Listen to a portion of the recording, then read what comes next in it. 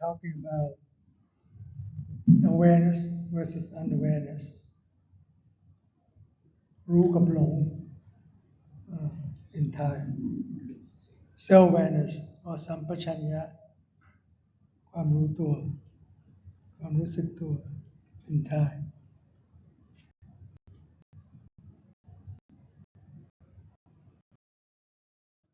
so the nature of your mind, the Buddha described it in Dharmapada 37, say traveling afar, solitary, incorporeal, is formless and single. It doesn't travel with two or three, just one by itself. Lying in this body is the mind. So it resides in this cavity, this cave, or this body is this mind. Those who subdue it are free from the bondage, from the bond of devil or Mara, or your own devil, your own vice.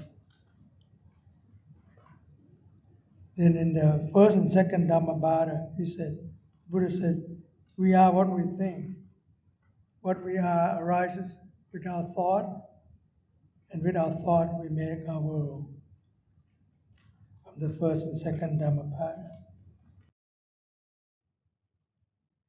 So the technique that we just did, revived by this Luang Tian ancient technique, through embed your mindfulness at the hand movement, so you gain self-awareness in return. The technique, it doesn't have any meaning, but it's a way to fool your mind, to change your mind at the body movement, so that way you won't waste it roaming around in your thoughts.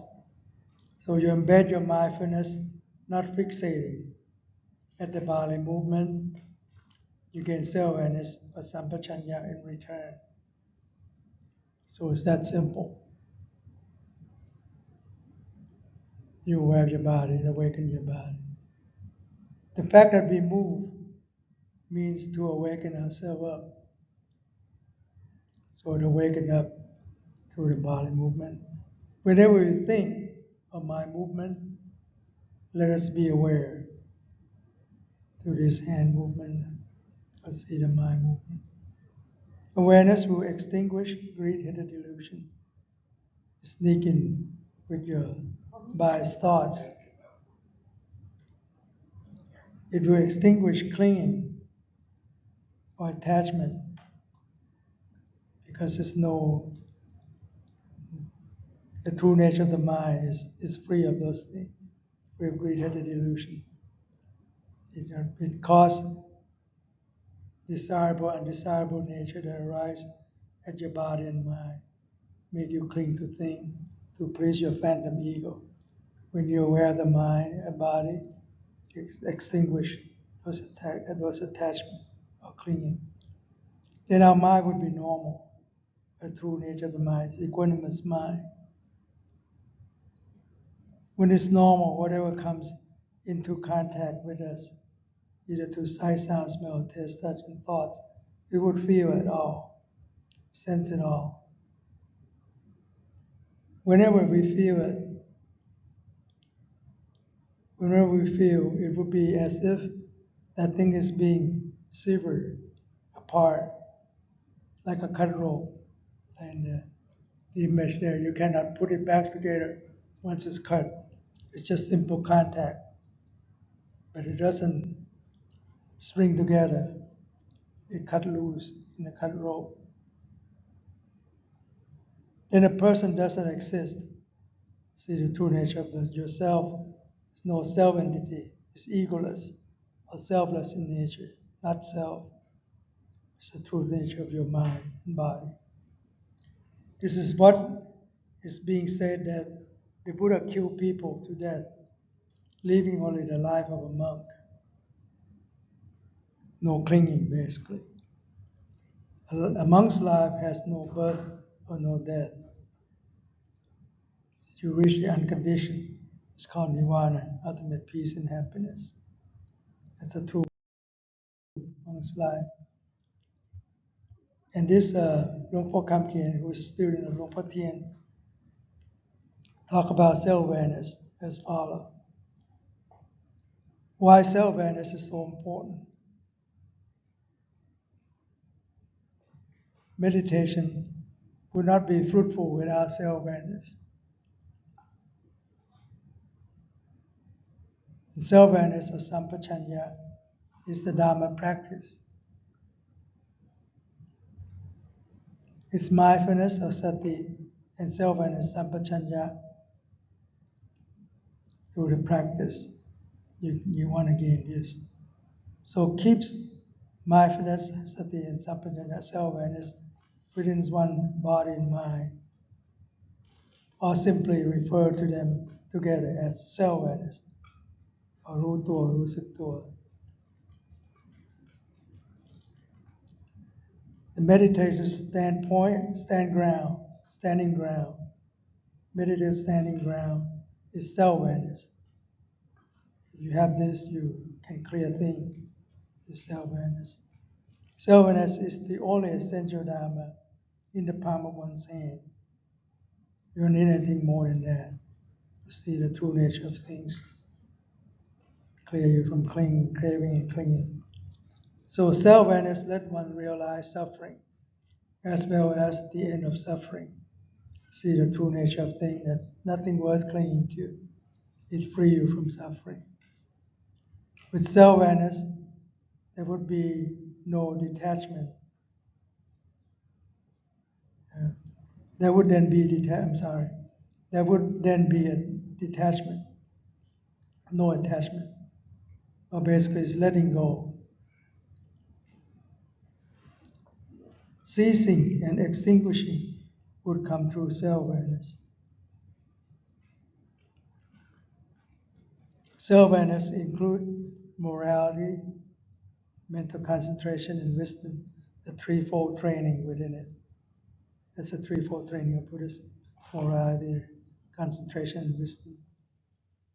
And self-awareness is avoid doing bad deed, doing good deed, and purify one's mind.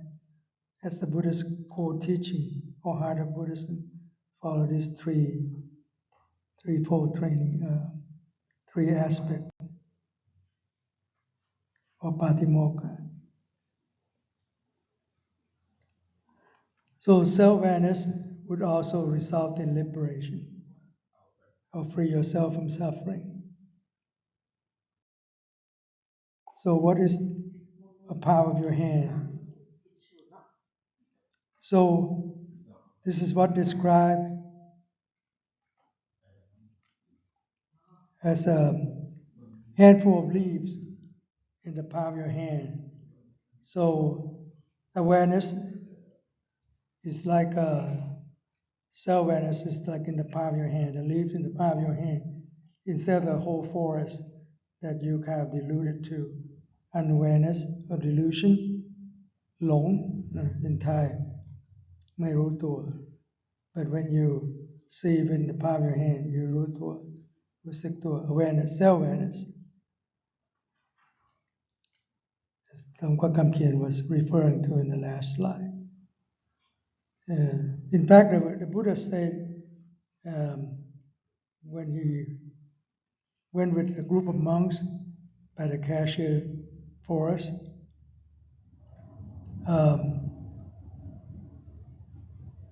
the Buddha explained that the Dharma he had realized, he asked a monk, what do you think? Those leaves in my hand, comparing to the leaves in the forest, which one are more? Obviously, the leaf in the forest is plenty. The palm of his hand is only a few. He said, then he explained that the Dharma he had realized with his great wisdom through his enlightenment was much more than the Dharma that he had proclaimed. Like the cassia leaves on the tree were more than those in the palm of his hand. It's like awareness versus unawareness. Because those leaves in the forest doesn't lead to enlightenment. only the leaves in the palm of his hand would lead to enlightenment. And the Buddha explained why he did not proclaim those Dharma like those the cassia leaves on the trees. But those Dharma, because those Dharma were not beneficial, would not lead to enlightenment. They did not lead to dispassion, cessation of suffering, peace, or extinguishment, or higher knowledge, not lead to enlightenment or nirvana. Nirvana is like ultimate peace and happiness. So what are the leaves in the palm of his hand? They are the Four Noble Truths, or Four Ultimate Truths, as it literally means, independent arising, paticca samuppada. Dependent arising is the exemplified form of the Four Noble Truths, the arising pathway and the receding pathway of suffering. My teacher Kembananda said, self-awareness or Sampajanna said, it's the Buddha, equal to the Buddha himself. It's a roadmap. As you practice treading this middle path or with self-awareness, it will lead to the treasure or enlightenment or nirvana through this practice.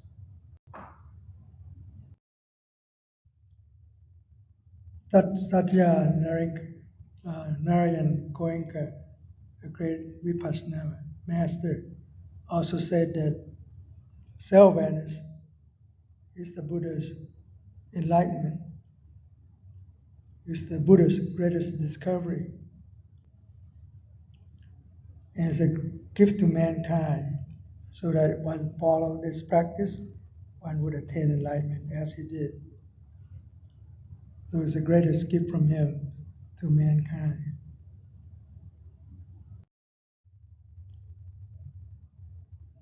It's been mentioned in Buddhist scripture, but it's a later commentary that everyone has Buddha nature, Buddha seed within oneself, and it's in everyone, whether you're aware of it or not.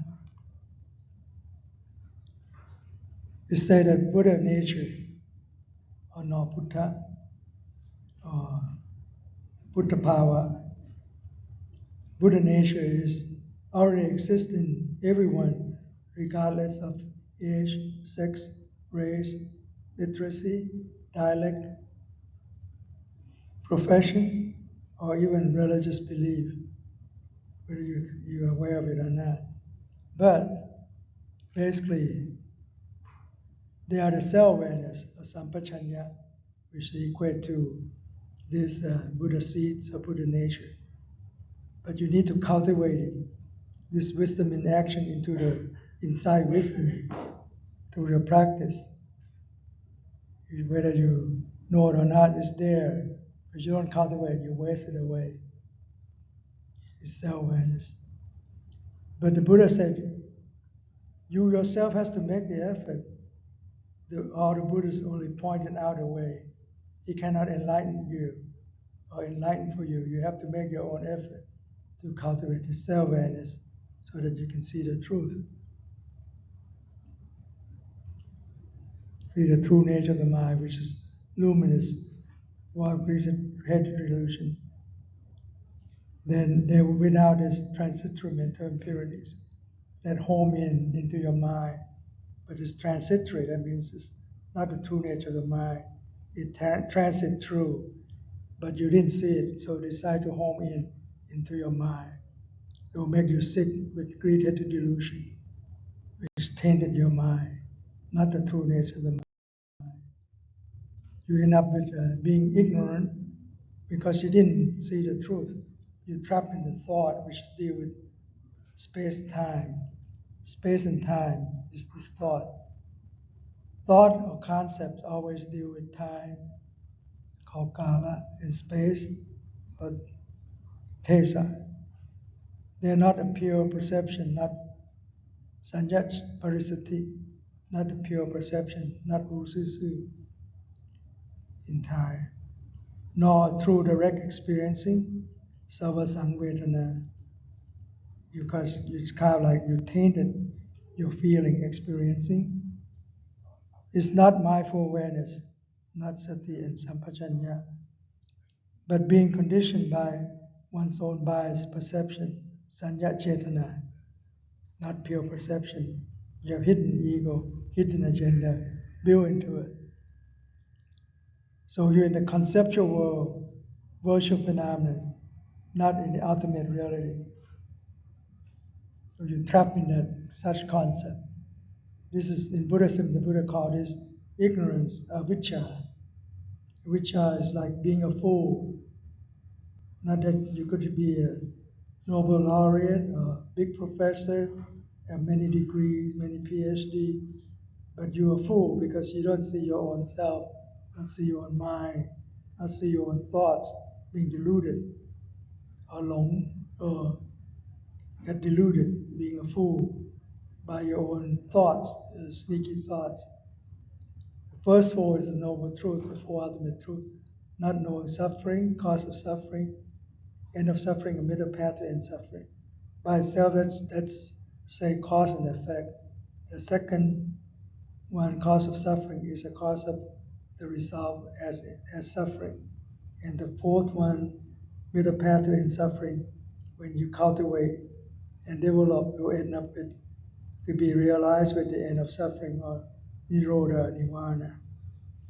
So it's the second one, samudaya, the cause of suffering, is the cause of is cause need to be eradicated. Would get rid of suffering, which need to be comprehended, not to eradicate. The cause of suffering, that's the one you need to eradicate. When you get rid of the cause, there's no effect, no suffering as a result, because you get rid of the cause. So suffering is to be comprehended, but cause of suffering is to be eradicated. And the fifth one is because you're trapped in the thought of the past. Sixth one, not knowing the future. You're trapped in the daydreaming into the future. The fifth one, you kind of mourning about, longing for the good thought of the past, or mourning about what you didn't get, this and that. You're trapped in the thought of the past. Future, you're daydreaming. Sometimes you're trapped in the seventh one, from the thought of the past into the future. Like someone owes you some money for a year or two, haven't returned it. You're going to meet him today or tomorrow. You're going to make plan what you're going to do to them or to him or her to ask for the money back. If not, you're going to do this and that. So you're daydreaming into the past, into the future as a stream of thoughts. And the eighth one is you don't see the present moment. It's the consequence, the result of law of causation, dependent arising, because your ignorance is out into the mental impulse, attain your mind, and result in mental consciousness, result in the imagination, nama rupa. So it's attain your six sensory eye, stand body and mind, end up with craving and clinging, and birth into your thoughts, and aging, ripening of your thought, and so on. Buddha said, and make you suffer. Buddha said, past is gone, future hasn't arrived yet. Why waste time on them? And you end up with biased thought and cause intention or volition, which result in action or karma. So karma is rooted in your intention, which is based on your biased thoughts. So it's a whole linking chain. But with right mindfulness, which is basically mindful awareness, this is part of the Noble Eightfold Path, the right mindfulness and right concentration.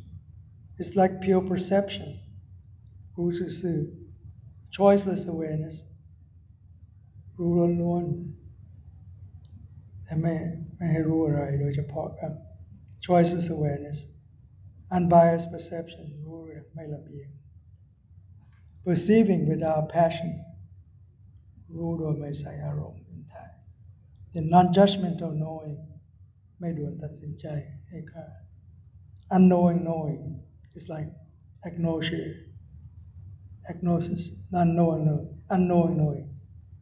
Sounds like confusing. I mean, know without giving value, non-judgmental, unknowing.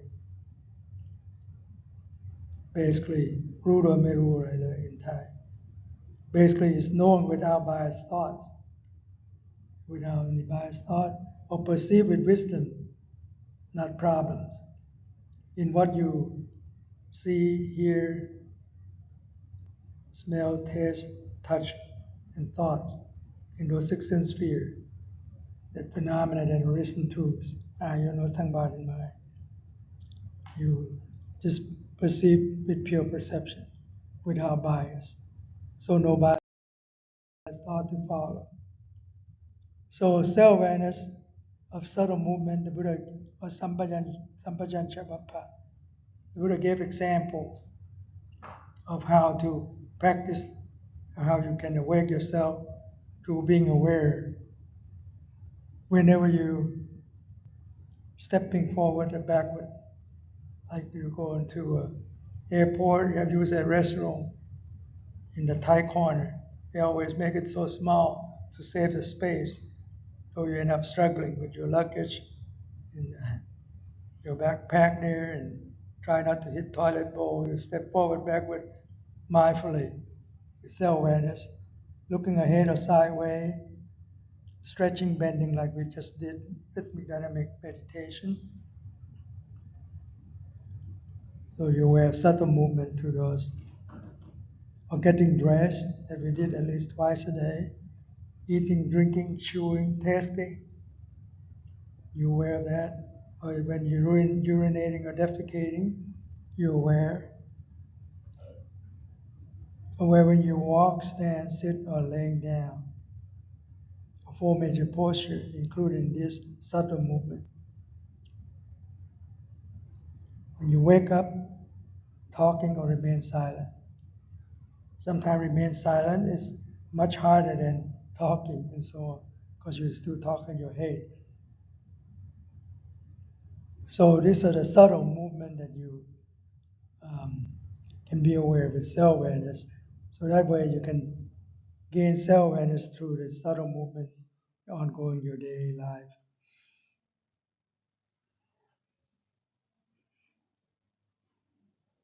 So what's the purpose of doing so?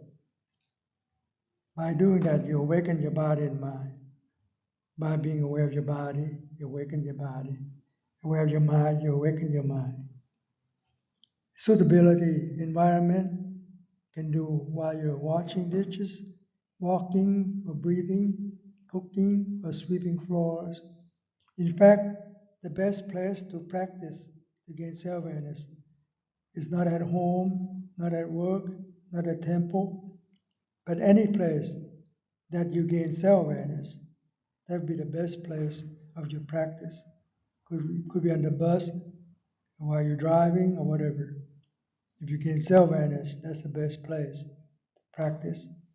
I mean, your mind is clear at that point. And the domain of the meditation is basically body and mind, or name and form.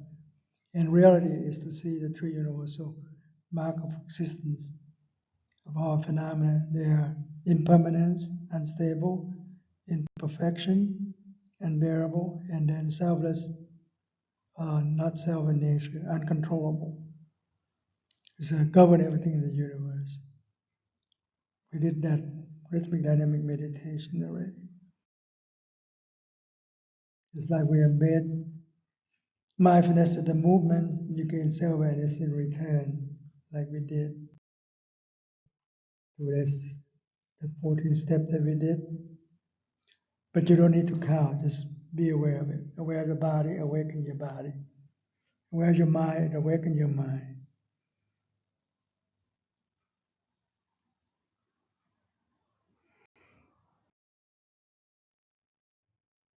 And through this, you can do gaining insight when you practice. You can do 24/7 while you're awake. And you be aware of your body, feeling, mind, mental phenomena. Aware of it externally and internally. 40% externally, 60, 70% internally.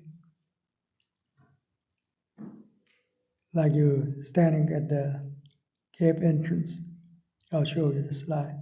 And be aware of the body, like the hand movement or sitting posture, externally and internally. And feeling, you feel comfort, discomfort, happy, unhappy, or neutral feeling. The mind, you see the wandering mind or not wandering mind. The nature of the mind, you feel with desire or desire, feel with anger or anger, and so on. See a phenomena like sight, you see with your eyes, with transient arising of eye consciousness, arising sees, so is the ear, the nose, your tongue, your body and mind. A specific consciousness, arising and ceasing of body, feeling, mind, mental phenomena. Acknowledge, mindfully aware, body, just a body, or feeling, just a feeling, and so on. So no person, no being, no self, not yours or mine, void of craving and concepts. Not cling to anything in this world, to being aware of your body, at your body, feeling at your feeling. Mind, your mind, mental phenomena, all mental phenomena. So that you get rid of desirable, undesirable nature that arise in those four aspects of life: body, feeling, mind, mental phenomena. When you get rid of that, there's no more driving force to commit karma or action to please the phantom ego, which is not truly theirs. It's just a transient phenomenon your mind generates when it interacts with the environment. So when you awaken your body, aware of your body, awaken your body. Aware of your mind, awaken your mind. Like you stand at the cave entrance, no wandering mind outside the cave, like you lost your mind somewhere in your thoughts, and not fixate your mind inside a cave.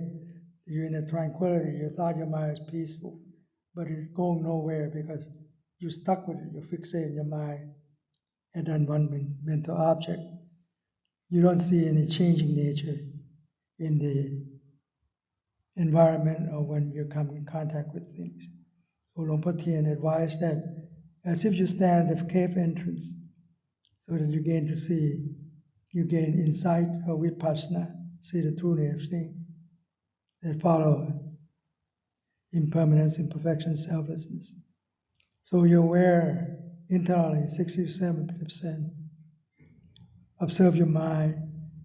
Outwardly, you're aware of what come in contact, 30, 40% externally. So aware externally and internally at your body, feeling, mind, mental phenomena. Your body, you're aware of your posture through your proprioceptive sense, like you're in sitting posture, balanced posture. Feeling, you feel happy, unhappy, or neutral feelings.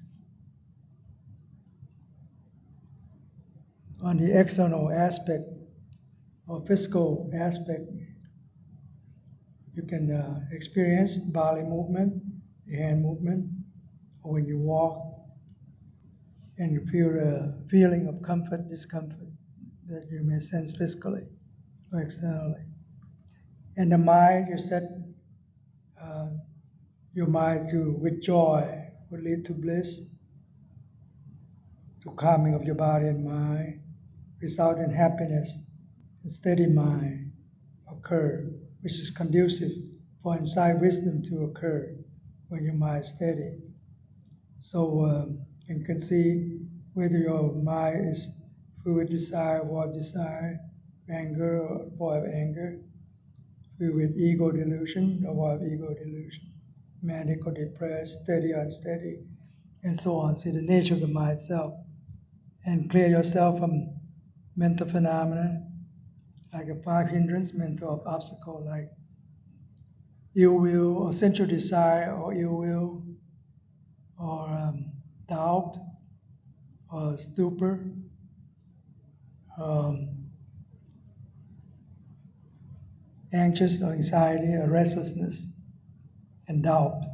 And five aggregates we talk about: body, feeling, mind, body, feeling, perception, thought formation, and consciousness. Six sense sphere, eye, nose, tongue, body, and mind.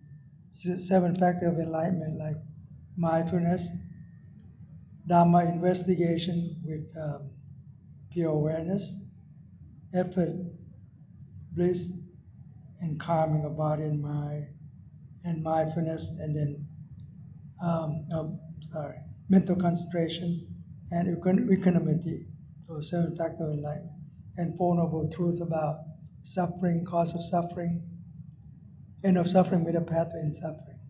So you practice in this whole aspect of life, body, feeling, mind, mental phenomena. You come to see, witness the true nature of things as they really are.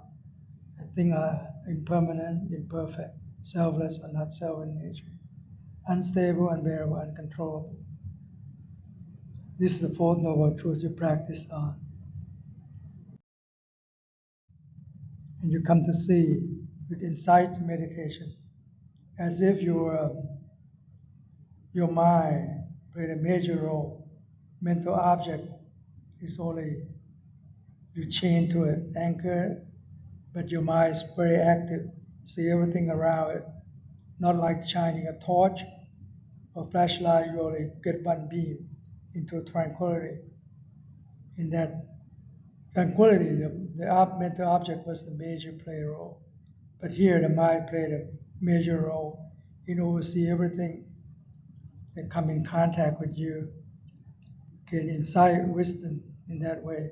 Mind play a major role, chaining to the mental object, which only to keep your mind stable, uh, stabilizing your mind. But you see the true nature of things with mindfulness and self-awareness, or wisdom in action, leading to liberation and enlightenment.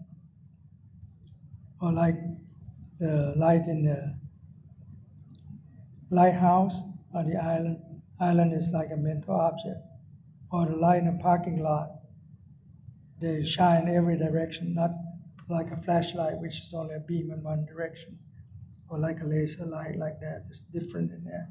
It's shine every direction. You can see the whole thing, the whole scenario. It's like a dog chained or anchored to a post, but it's not fixated or wrapped to the post. You can walk around. Sometimes even when you do hand movement or walking meditation, the, the pole is like a string. It's a wire that allow the chain to slide backward forward. So you have self-awareness, move along with it. So you gain a lot of self-awareness in that way. Wisdom in action. Mind playing a major role there. So in your mind drifting away in the thought, you lost your self-awareness. But with practice, you're unaware. This is called unawareness, absent-minded. หลง blur in Thai. Your mind drifting away in the thoughts. I mean, you lost your steady mind. Your mind's mental object is your thoughts. You're absent-minded. You blurไปแล้ว It's unsteady mind because your lack of steady mind. It's like you haven't trained enough mindful awareness.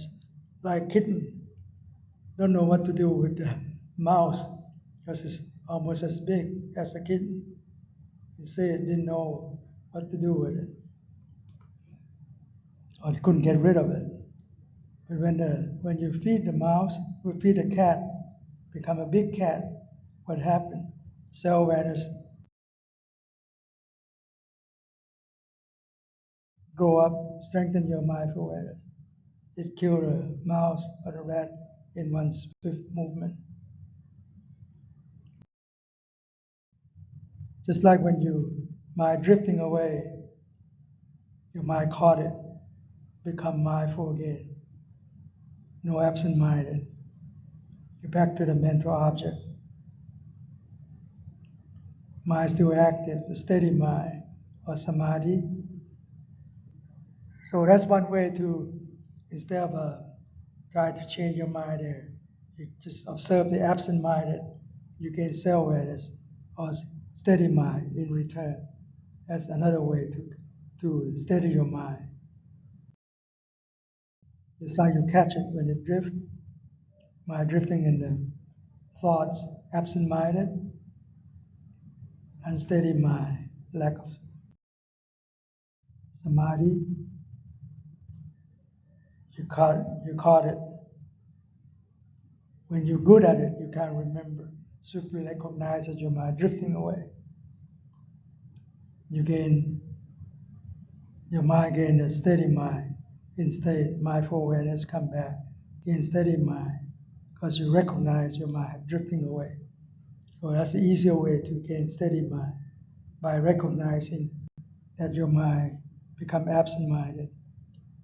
By swiftly recognizing, you gain self-awareness in return. So you practice like this, you can practice all day long, 24/7. All phenomena are not worth clinging to. Practice the 4 foundations of mind that we just did. You gain mindful awareness. Perseverance, practice with righteous effort. You can do 24/7 while you're awake. And when you go to bed, you just go to bed with mindful awareness and sleep through the night, waking up with self-awareness again to follow up with when you fall asleep.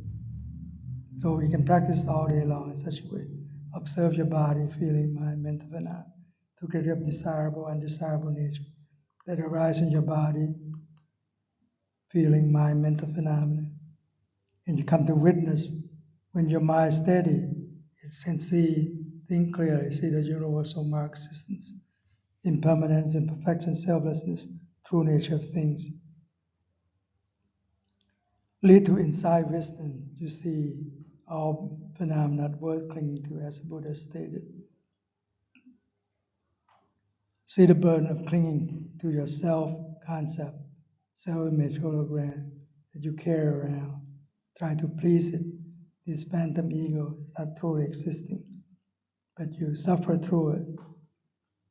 When you become disenchanted, discerned, dispassionate, liberate, release through this simple practice. Any questions?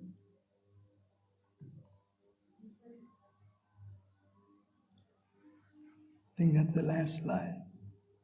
That's the third noble truth, Nirodha or Nirvana, that you can achieve through this simple practice.